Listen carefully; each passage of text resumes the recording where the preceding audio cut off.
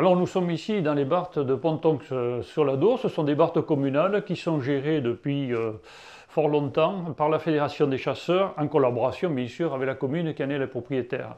Ces derniers temps, on entend pas mal parler de concentration de cigognes blanches un peu partout. Pas que ici dans les Barthes, mais ailleurs aussi dans les Landes ou dans les Pyrénées-Atlantiques.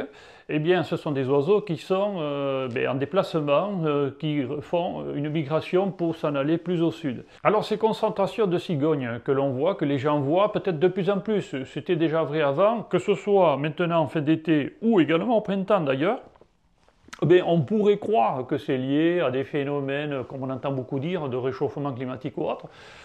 On peut tout simplement mettre ça, déjà, de prime abord, en lien avec l'évolution de la population. Parce que partout en France, en réalité, nous avons une évolution importante de la cigogne blanche. Mais cette histoire-là dans les Landes aurait pu ne pas s'écrire. Si nous n'avions pas travaillé sur les zones humides, il est bien évident que cet oiseau n'aurait pas pris place comme il l'a fait au cours de ces 50 dernières années, ça c'est sûr. Mais il faut savoir que l'histoire de cet oiseau chez nous est intimement liée justement aux barthes de l'Adour, à la gestion de ces zones humides qui a été menée depuis fort longtemps par les chasseurs. Il y a environ 50 ans maintenant, nous avons été, on va dire, les promoteurs de l'implantation d'une souche reproductrice de cigognes dans les Barthes, et pas que dans les Barthes, mais notamment dans les Barthes.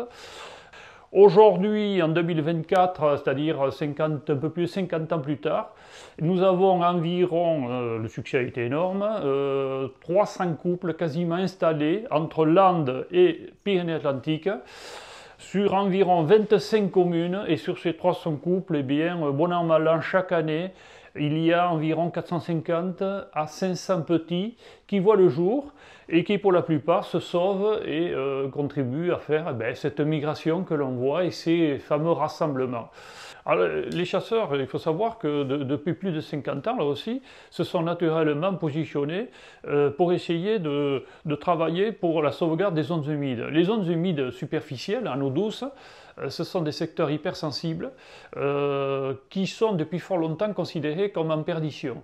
Eh bien, simplement, avec leur réseau associatif et les réseaux de sites sur lesquels ils travaillent, les chasseurs se sont naturellement, je dirais, investis là-dedans.